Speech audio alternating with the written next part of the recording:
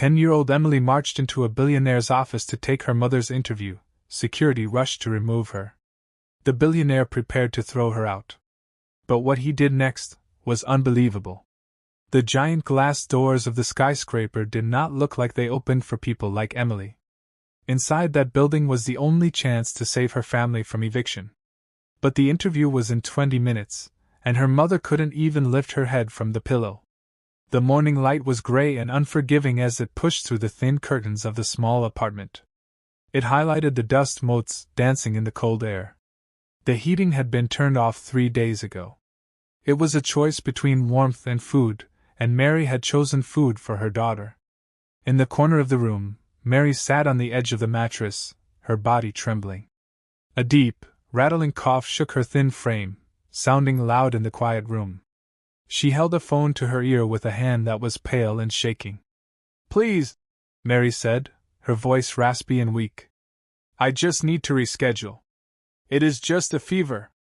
I will be fine by tomorrow." Emily sat at the small, scratched kitchen table 10 feet away. She was 10 years old with blonde hair pulled back in a severe, neat ponytail.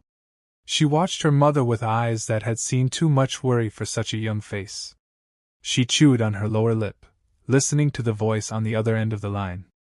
Even from here, the voice sounded tiny, sharp, and impatient. "Miss Davis," the voice on the phone snapped. "Miller Enterprises does not reschedule. We have 50 applicants for this cleaning position. If you are not in the lobby at 9 a.m. sharp, we move to the next name on the list. That is the policy." "But I have been preparing," Mary pleaded, tears gathering in her eyes. "I know I can do the job. I just need 9 a.m. or do not bother coming at all." The line clicked dead. Mary lowered the phone slowly. Her shoulders slumped, and she let out a sob that turned into another violent fit of coughing. She curled onto her side, pulling the thin quilt up to her chin. The fever was burning through her, stealing her strength, stealing her fight. Emily stood up. She walked over to the bed and placed a cool hand on her mother's burning forehead. "Mama," she whispered. "I'm sorry, Emmy," Mary murmured, her eyes closing. "I'm so sorry. I ruined it. I ruined it all. Sleep now.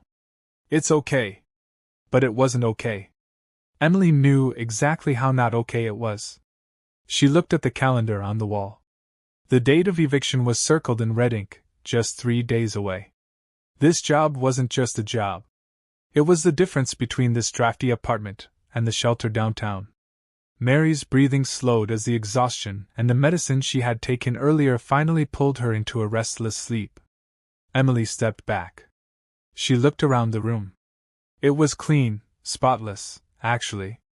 Her mother scrubbed floors for a living, and she kept their home immaculate, even if the furniture was second-hand and the rug was threadbare. On the small dresser stood a framed photograph, the only thing of value they owned. It was a black and white photo of an older man in a uniform. He stood straight, jaw set, eyes kind but fierce. Grandpa Frank? He had been a sergeant in the army. He had died 2 years ago, but Emily still talked to him in her head. "Fear is a reaction. Courage is a decision," he used to tell her.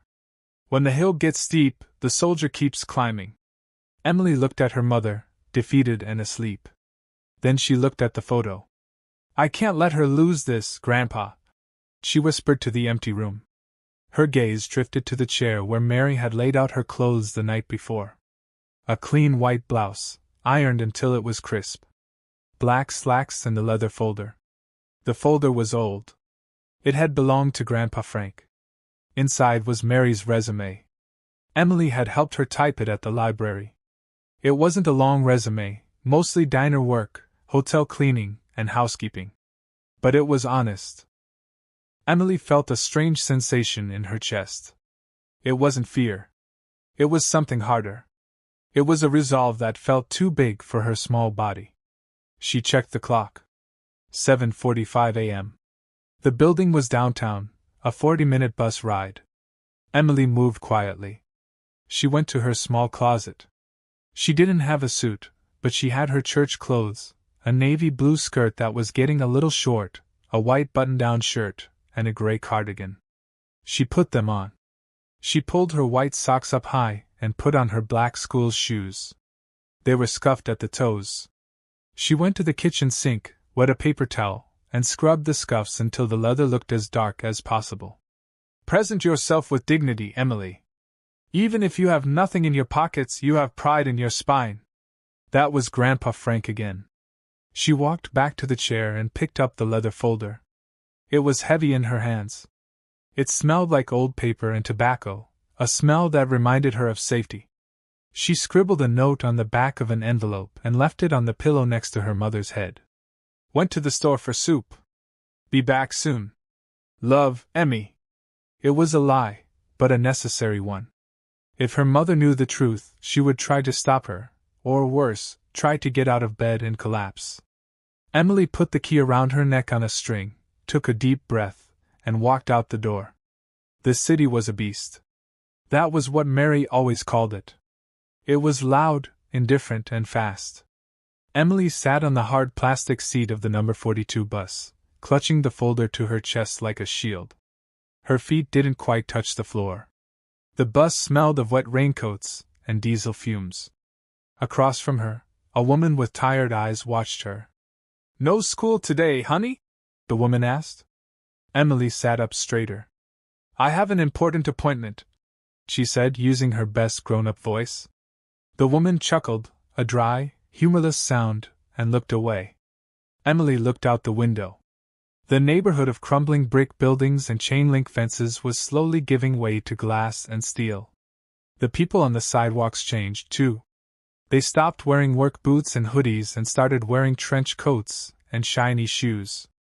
They walked faster, looking at their phones, avoiding eye contact. Emily's stomach gave a nervous lurch. She hadn't eaten breakfast. There hadn't been enough milk for cereal, and she wanted to save the last slice of bread for her mom. Focus, she told herself. Mission objective. The bus hissed to a halt at 4th and Main. Financial district. The driver grunted. Emily hopped down the steps. The wind hit her instantly. It was a cold, biting wind that whipped around the skyscrapers, channeling through the streets like a wind tunnel. It stung her cheeks and tugged at her ponytail. She shivered, pulling her thin cardigan tighter. She wished she had a coat, but her winter coat had a broken zipper and a stain on the front. It wouldn't look professional. She walked 2 blocks, checking the address on the back of her hand where she had written it in blue pen. And then she saw it. The Miller Building. It was terrifying. It shot up into the sky, a monolith of black glass and chrome. It reflected the clouds, making it look like a piece of the storm itself had landed on the street.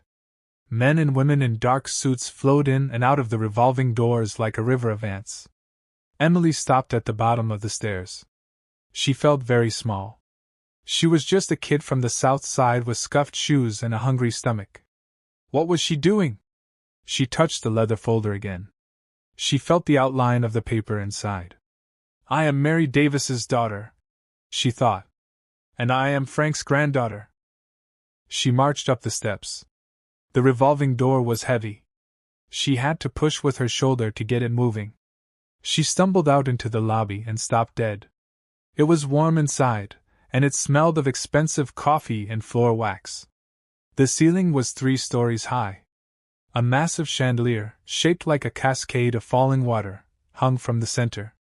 The floor was marble, so polished she could see her own reflection looking back at her. A small blonde smudge in a world of giants. Security guards in blazers stood by the elevators. A reception desk made of dark mahogany and spanning 20 feet blocked the path to the rest of the building. Emily took a deep breath. She walked across the marble floor. Her rubber soles squeaked slightly, a tiny sound in the cavernous room. Behind the desk sat a woman who looked like she was made of iron. She had silver hair cut in a sharp bob, rimless glasses, and a headset. She was typing furiously. A nameplate on the desk read, Mrs. Higgins, head of reception. Emily stopped in front of the desk. The desk was so high that her nose barely cleared the edge. She waited. Mrs. Higgins didn't look up. She kept typing. Emily cleared her throat. It was a small sound. Mrs. Higgins continued typing. Emily stood on her tiptoes. "Excuse me, ma'am." Mrs. Higgins paused. She peered over the top of her glasses, looking down. It took her a moment to locate the source of the voice. When she saw Emily, her eyebrows knit together in confusion. "Are you lost, child?" Mrs. Higgins asked. Her voice wasn't mean, but it was clipped and efficient. "The tour groups usually meet at the side entrance." "I am not with a tour group," Emily said. Her voice trembled slightly, but she steadied it. "I am here for an interview." Mrs. Higgins blinked. She stopped typing completely. "I beg your pardon? My name is Emily Davis. I am here for Mary Davis. She has an interview at 9 a.m. for the cleaning position." Mrs. Higgins sighed. She took off her headset and set it on the desk. "Where is your mother, Emily?" "She is indisposed," Emily said, using a word she had read in a book. "She is very sick, but she needs this job. She is the hardest worker you will ever meet. So, since she could not come, I came to bring her resume and answer your questions." Mrs. Higgins looked at the girl. She looked at the cheap cardigan, the scuffed shoes, the fierce determination in the blue eyes. For a second, her expression softened, but then the mask of the gatekeeper slammed back down. "That is very sweet, dear," Mrs. Higgins said, her voice dismissing. "But that is not how this works. We need to interview the actual employee. Security protocols, insurance, common sense. But the man on the phone said if she wasn't here, she would be disqualified," Emily insisted, holding up the leather folder. "I can't let that happen. Please, just take her paper. Just look at it. I cannot accept a resume from a minor," Mrs. Higgins said, reaching for a phone on her desk. "I'm going to call security to have you escorted out. You can't be wandering around the lobby." "No!" The word burst out of Emily louder than she intended. Several people in the lobby turned to look. Emily felt her face heat up, but she didn't back down. She remembered the eviction notice. She remembered her mom coughing.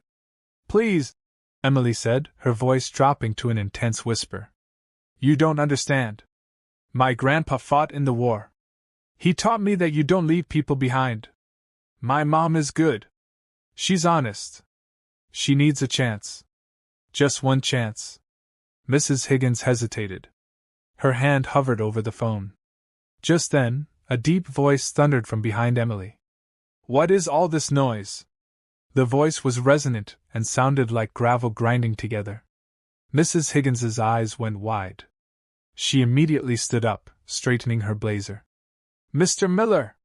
"Good morning, sir. I apologize for the disturbance. I was just handling a situation." Emily turned around slowly. Standing there was a man who seemed to take up all the air in the room. He was older, perhaps in his late 60s. He wore a charcoal suit that fit him perfectly. His hair was white, thick, and combed back. But it was his face that was terrifying. It was a face carved from granite, lined with deep creases. His eyes were dark and sharp, like a hawk searching for a field mouse. He held a takeaway coffee cup in one hand and a stack of papers in the other. He looked down at Emily. "A situation," the man repeated. He looked at Mrs. Higgins. "Since when do we have children shouting in the lobby?" "Martha, she was just leaving, Mr. Miller," Mrs. Higgins said quickly. "She came to, well, she claims she is here for a job interview." The man, Robert Miller, the billionaire owner of the building and the company, looked back down at Emily. He didn't smile. He didn't look amused. He looked annoyed. "A job interview," Miller said flatly. "You look a little young for the actuarial department." Emily felt her knees shaking. This was him, the boss, the man who owned everything. If she messed this up, it was over. She swallowed the lump in her throat. She gripped Grandpa Frank's leather folder so tight her knuckles turned white. "I'm 10, Emily said. She forced herself to look him in the eye, just like Grandpa said. "And I'm not here for the math job. I'm here for the cleaning job." Miller raised an eyebrow. "Is that so?" "Yes, sir," Emily said. "My mom, Mary, was supposed to be here, but she's sick, and your man on the phone said she'd lose her spot, so I came." Miller stared at her. The lobby had gone quiet. People were pretending to look at their phones, but they were all listening. "You came to interview for your mother?" Miller asked. "Yes." "Do you know who I am?" "You're the boss," Emily said. "I am." Miller took a sip of his coffee, his eyes never leaving hers. "And do you know that my time is worth approximately $5,000 a minute?" Emily's eyes widened. "That's a lot." "It is. So, give me one reason why I shouldn't have security put you on the next bus home and go about my day." Emily felt the panic rising. She thought about the cold apartment. She thought about the empty fridge. She thought about the medal hidden in her grandfather's drawer, the Purple Heart he never wore. She took a step forward. She held out the leather folder. "Because," Emily said, her voice clear and ringing in the silent lobby, "my mom isn't just a cleaner. She's a soldier, too. She fights every day just to keep us safe. And she never complains. Not once. If you want someone who will quit when it gets hard, hire someone else. But if you want someone who will do the work no matter what, you need to look at this." She thrust the folder toward him. Miller looked at the battered leather. He saw the scuff marks on the girl's shoes. He saw the fraying cuffs of her cardigan. And then he looked at her face, a face full of terrifying, desperate hope. For a long moment, nobody moved. Then slowly, Robert Miller reached out and took the folder.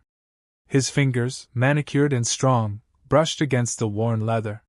He didn't open it immediately. Instead, he looked at Emily.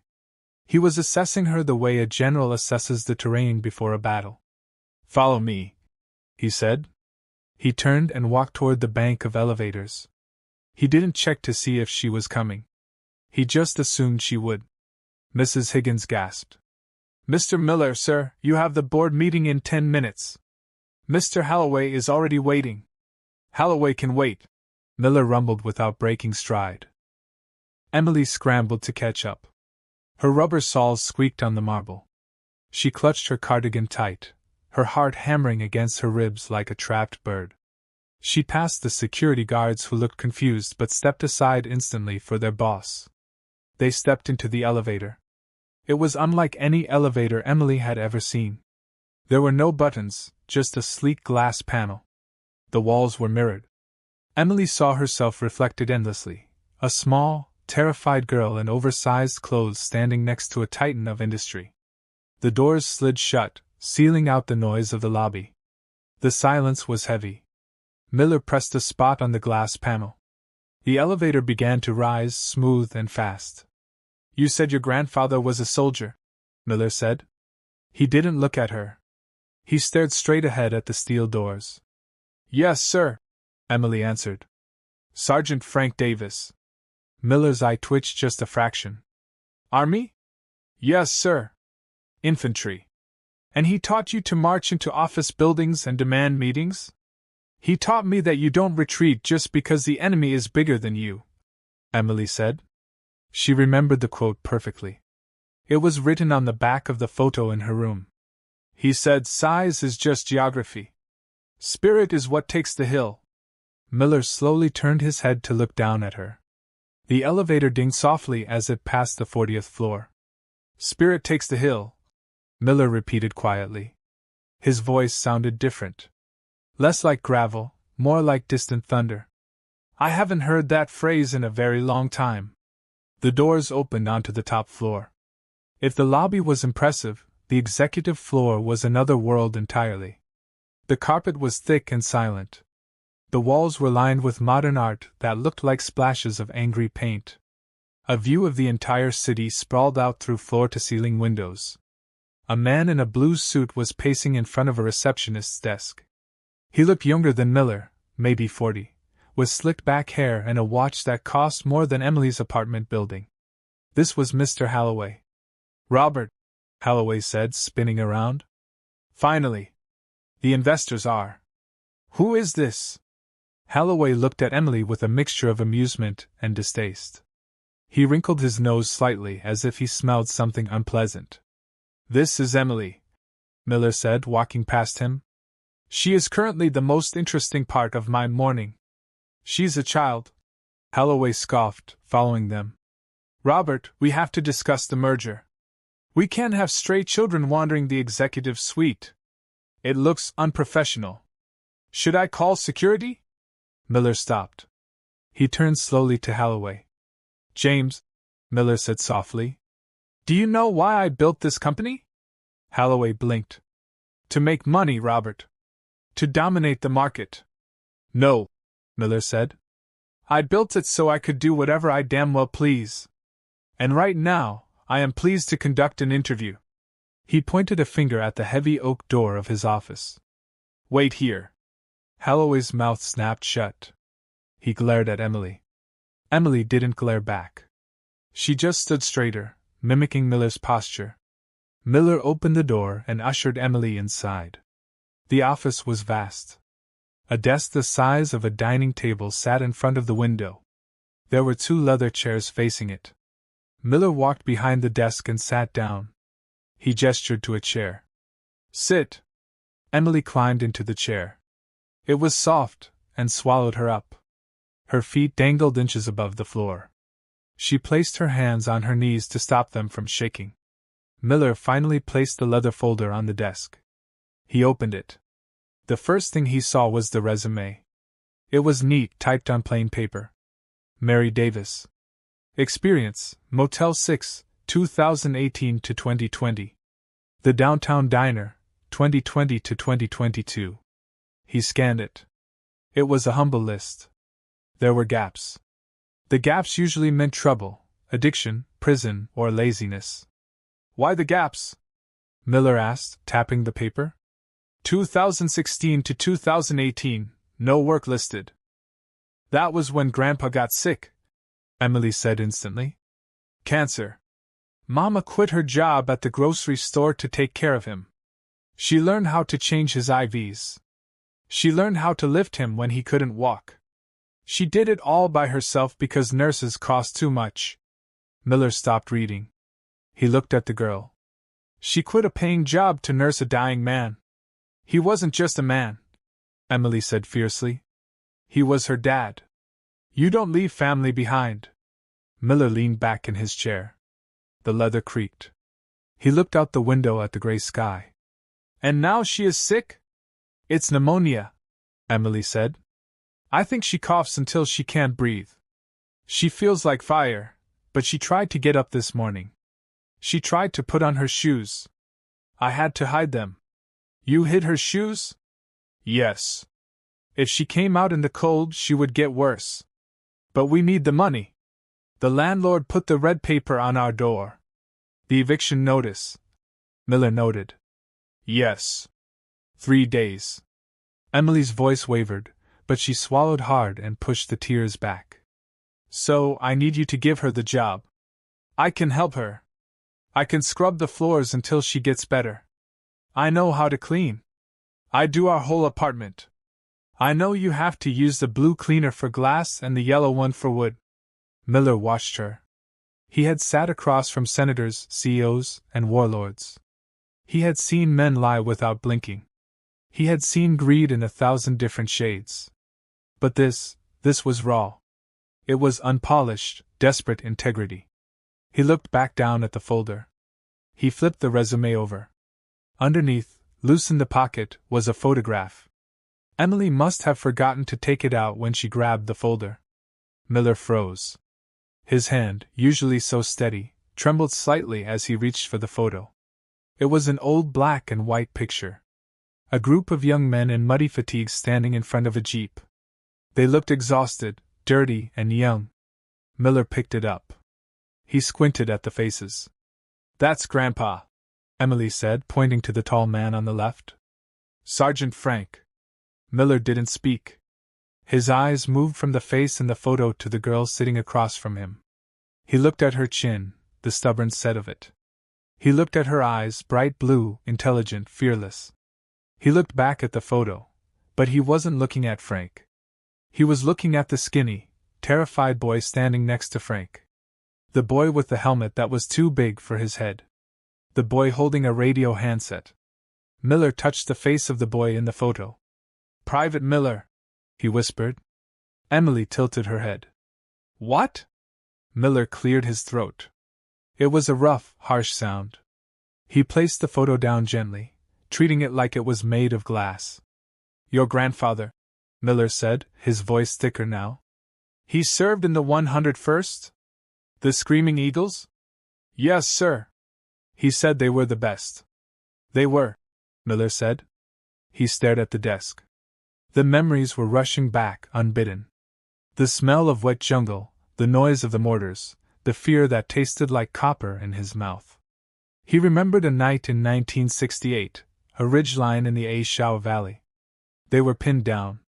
He was 19 years old, a radio operator, and he had frozen. He couldn't move. The tracers were chewing up the ground around him.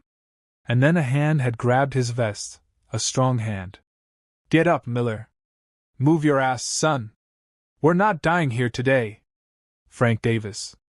Frank had dragged him 50 yards through the mud to safety. Frank had taken a piece of shrapnel in the leg that night, the wound that gave him his limp. He had never mentioned it. He just wrapped it up and kept shooting. Miller looked at Emily. This girl was the granddaughter of the man who had saved his life.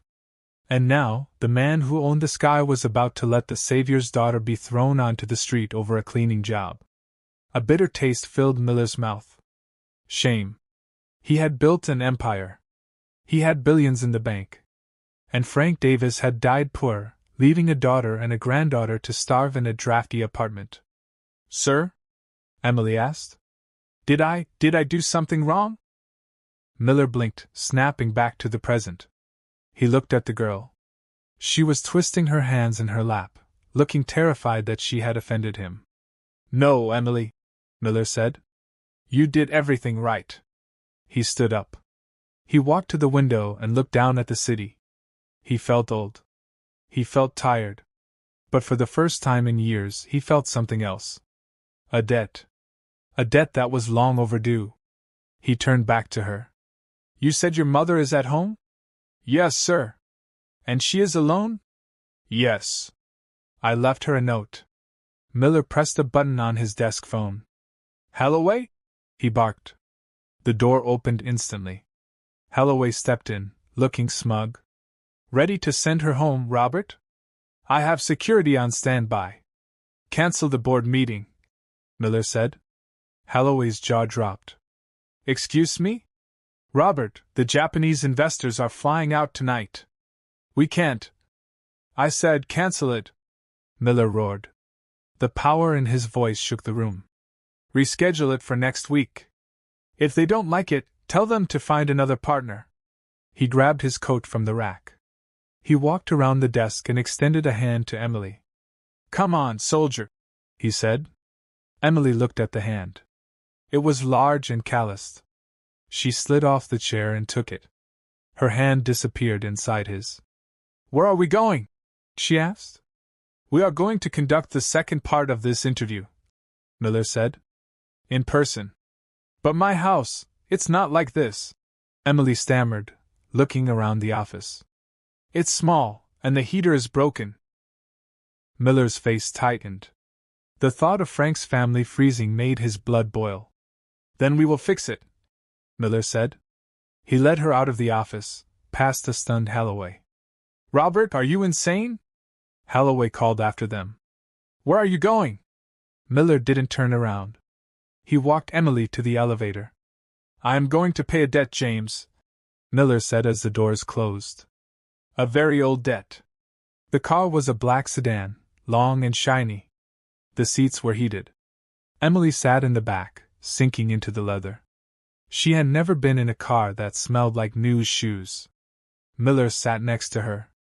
He was on his phone barking orders. Get Dr. Aries to the south side.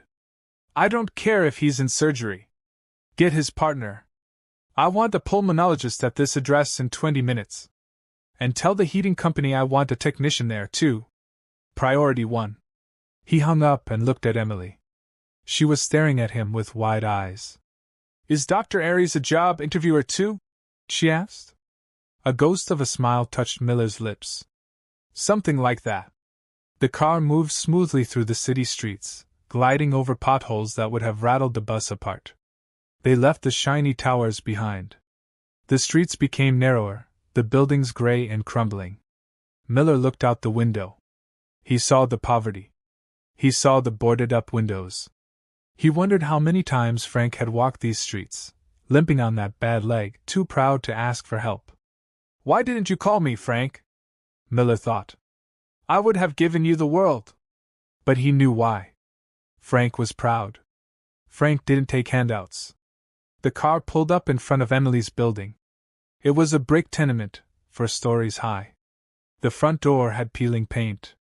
A group of teenagers on the stoop stopped talking and stared at the luxury car. The driver, a large man named Samson, opened the door. "Wait here, Samson," Miller said. "Keep the engine running." Miller stepped out onto the cracked sidewalk. He adjusted his expensive suit. He looked completely out of place, like a diamond in a coal bin. Emily climbed out. "It's on the 3rd floor," she said. "The elevator is broken." "Lead the way," Miller said. They walked past the teenagers. One of them, a boy in a hoodie, stepped forward. "Nice ride, old man," the boy sneered. "You lost?" Miller stopped.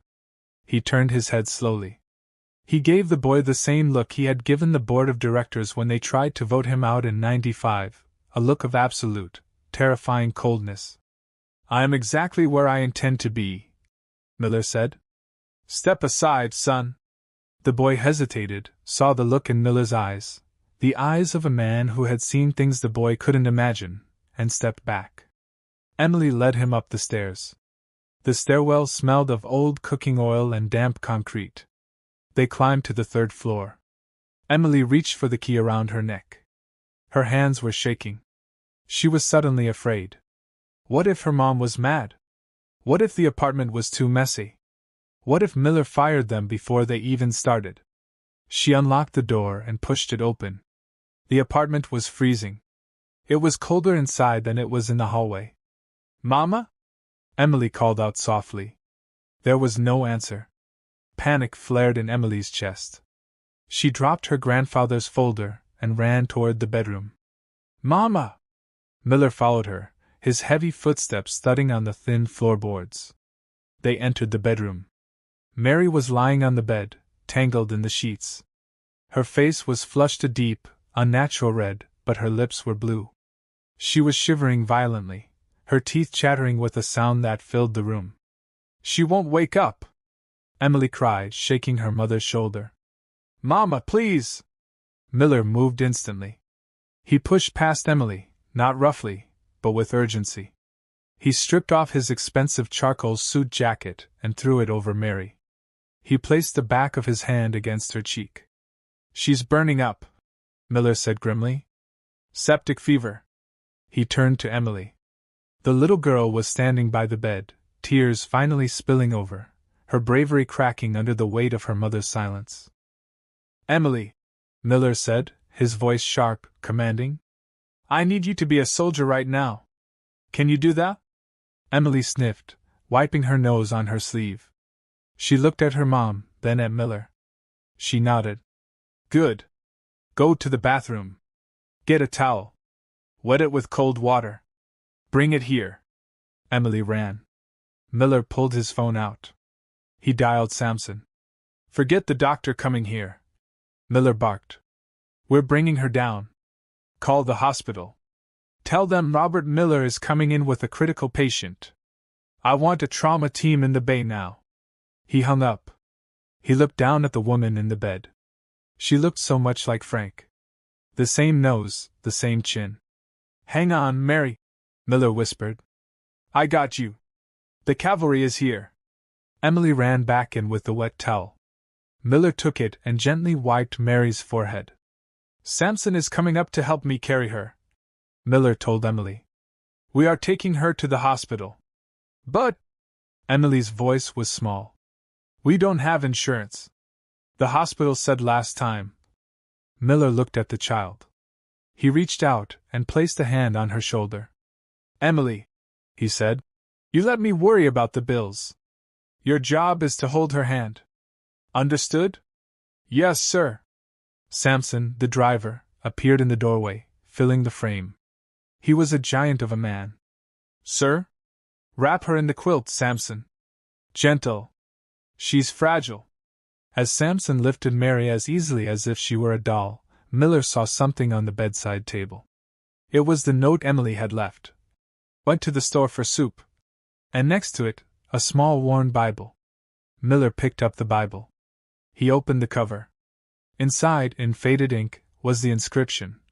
To Mary. Faith is the evidence of things not seen. Love, Dad. Denam 1969. Miller closed the book and put it in his pocket. He looked at the empty, cold room one last time. Let's go, he said. The emergency room's sliding doors blasted open. It wasn't the usual entrance. Usually, you walk in, take a number, and wait for 6 hours while holding a paper cup. But not when you are with Robert Miller. Dr. Aries, the chief of medicine, was waiting at the doors.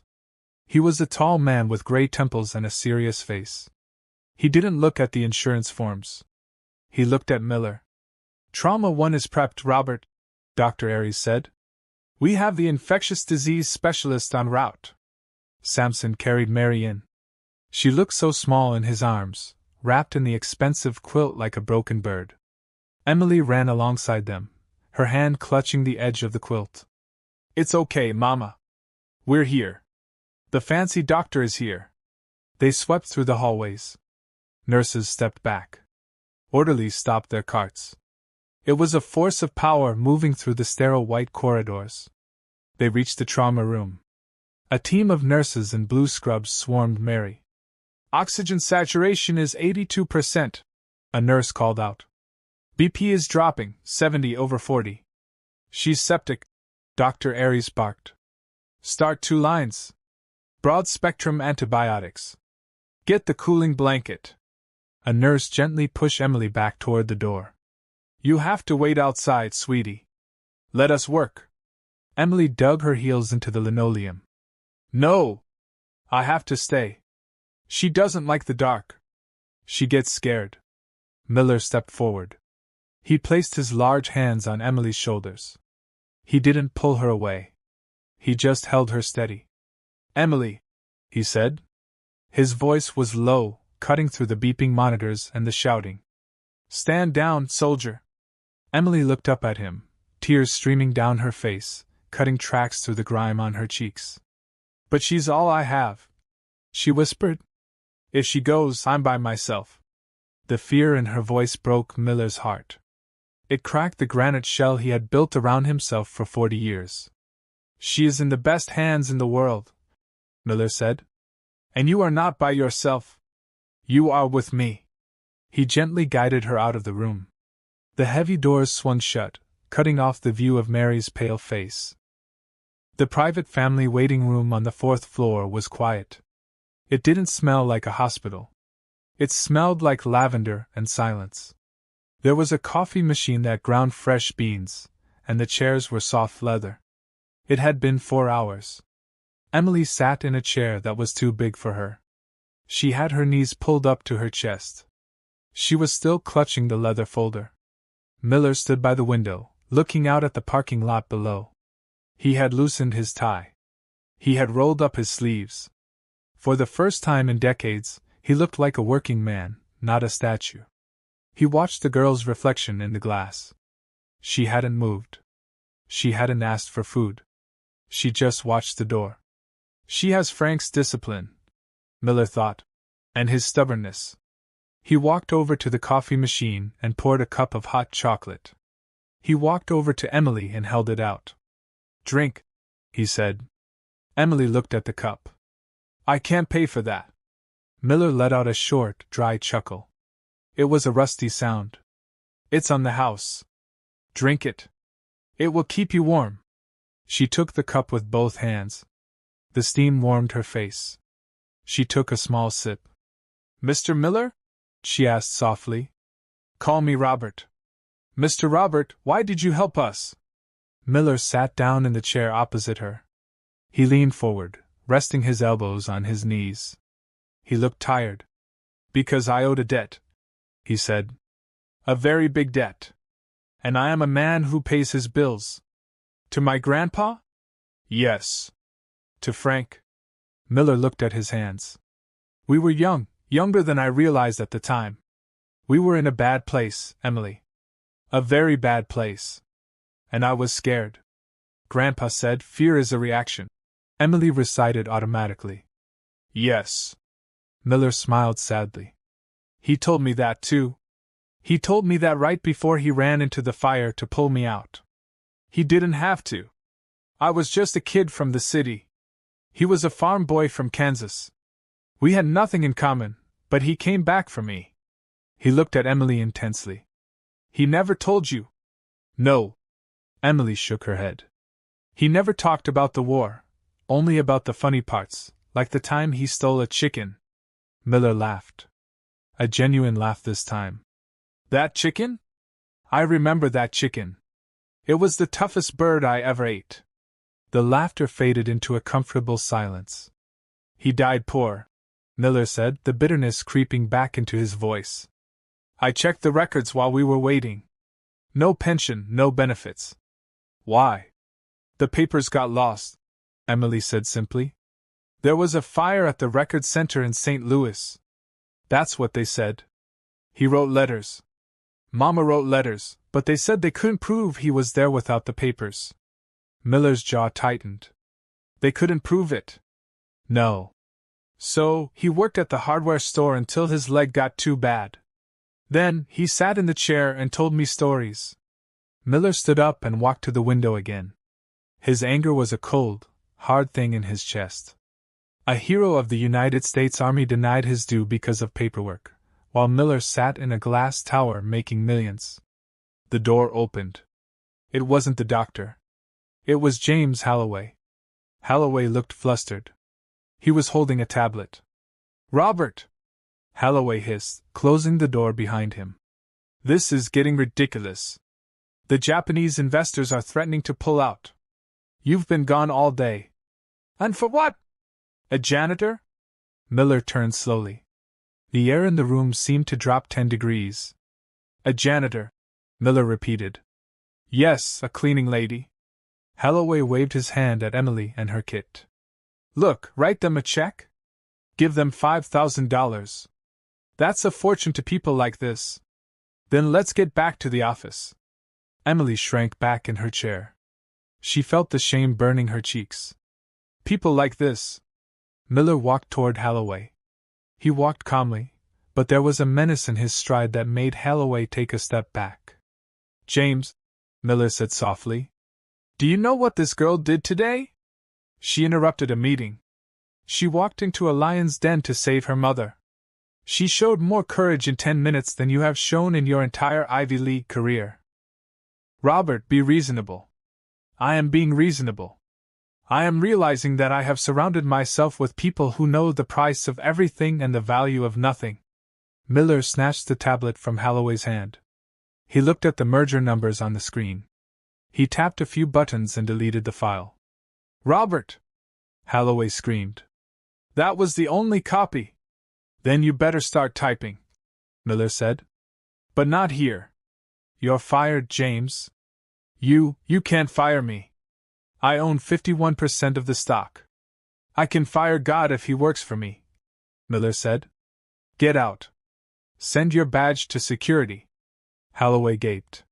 He looked at Miller, then at Emily. He turned red, then pale. He spun on his heel and stormed out. Miller took a deep breath. He adjusted his cuffs. He looked at Emily. Sorry about that, he said. Just taking out the trash. It was evening when Dr. Aries finally came in. He looked exhausted, but he was smiling. She turned the corner, he said. Emily dropped her cup. It bounced on the carpet.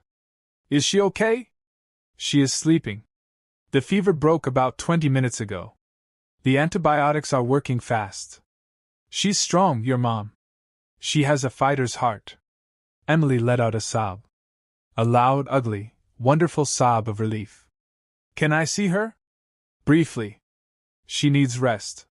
Miller stood up. Go ahead, Emily. I'll wait here. Emily ran to the door, then stopped. She looked back at the billionaire. Come with me, she said. Please. She needs to know. Miller hesitated. He felt unworthy to walk into that room, but he couldn't say no to those eyes. They walked into the room. It was dim. The machines were beeping rhythmically, a steady, reassuring pulse. Mary was propped up on pillows. She looked pale, but the terrible flush was gone. Her eyes were open, groggy, and confused. Emmy, she rasped. Mama! Emily scrambled onto the bed, careful of the tubes. She buried her face in her mother's neck. Mary stroked her daughter's hair. Her eyes traveled up to the man standing at the foot of the bed. A man in a suit that cost more than she would make in 10 years. Who? Mary whispered. Mrs. Davis, Miller said. He took a step forward. He didn't bow, but he lowered his head in respect. I am Robert Miller. Mary's eyes widened. The interview. I missed it. I'm so sorry. Please, I can work. I just need a few days. Sure, Miller said gently. Stop. There is no interview. Mary's face fell. She closed her eyes. I understand. I understand. No, Miller said. You don't understand. He reached into his pocket and pulled out the old photo, the one of the squad in Vietnam. He held it up. You know this picture? Mary squinted.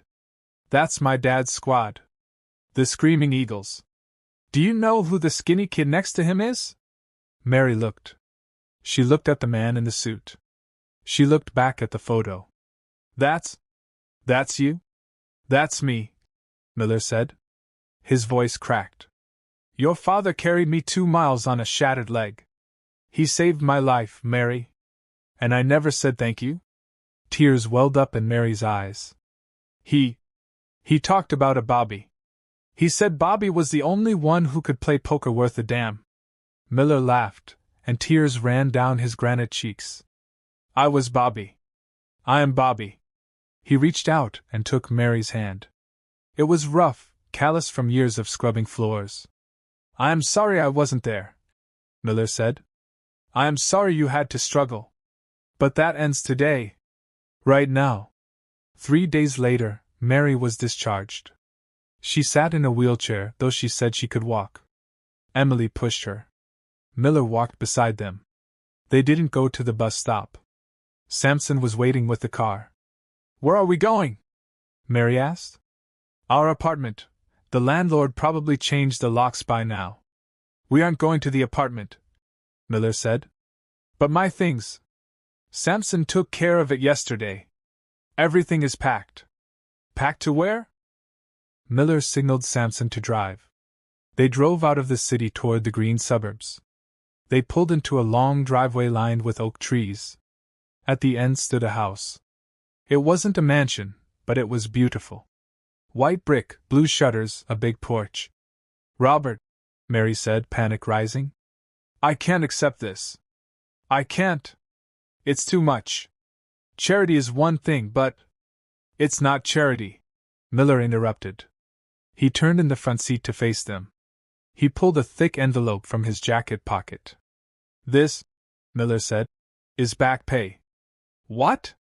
I calculated your father's hazard pay with interest compounding from 1969 to present, plus the benefits he was denied, plus a consultant fee for saving the CEO of Miller Enterprises. He handed her the envelope. It was heavy. And, Miller continued, I have a job offer if you want it. Mary wiped her eyes. The cleaning job? Miller shook his head. No, I canceled that position. I realized I don't need a cleaner. I have plenty of those. He looked at Emily, then back at Mary. I am opening a new division of the company, the Frank Davis Veteran Assistance Program. Its sole purpose is to find people like your father. Veterans who fell through the cracks, and fix it. Cut through the red tape, pay their bills, get them home. Mary stared at him. I need a director, Miller said.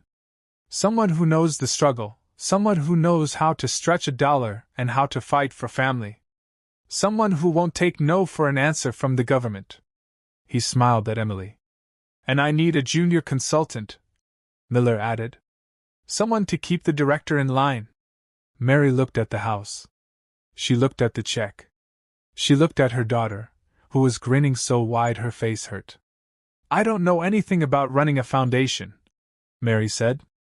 You kept a family alive on minimum wage in a city that wanted to crush you, Miller said. Running a foundation is easy compared to that.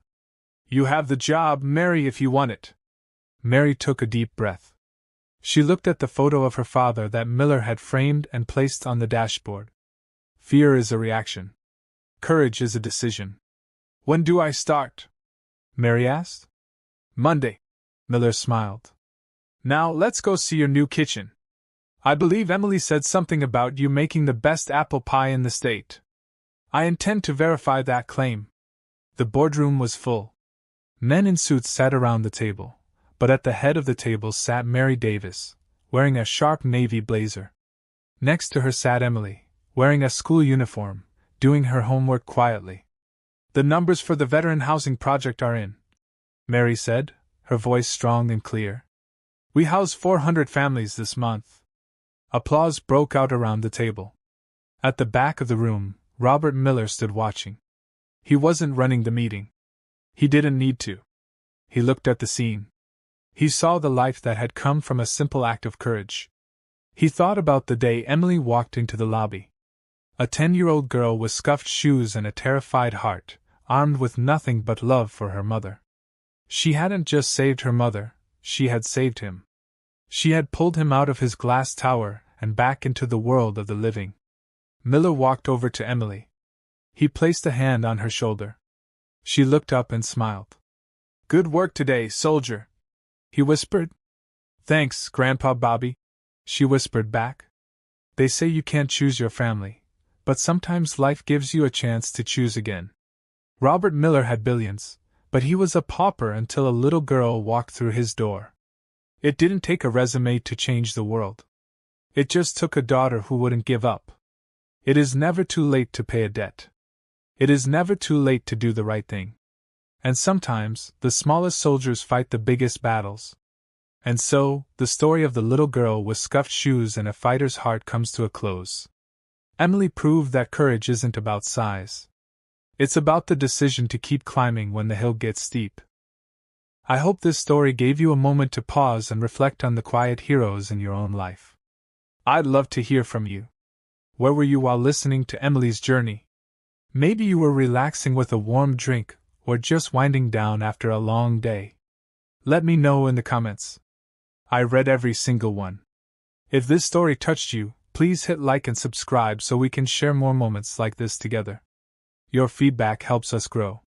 Thanks for watching. When